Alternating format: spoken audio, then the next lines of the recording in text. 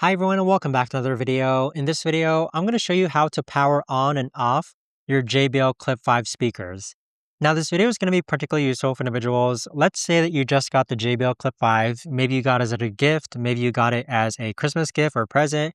How do you actually go ahead and power it on and off? Now, even for someone like me, the JBL Clip 5, I feel like the power button is a bit wonky. So what I mean by that is that it's not so reactive, I'd say.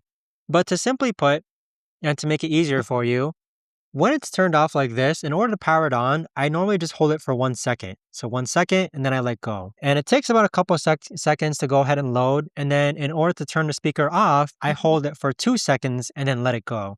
So if I hold it for 2 seconds and then let it go, you'll see that it now turns off. So that's my way of making sure that the JBL speaker turns on and off. To turn it on, I hold it for 1 second and then let go.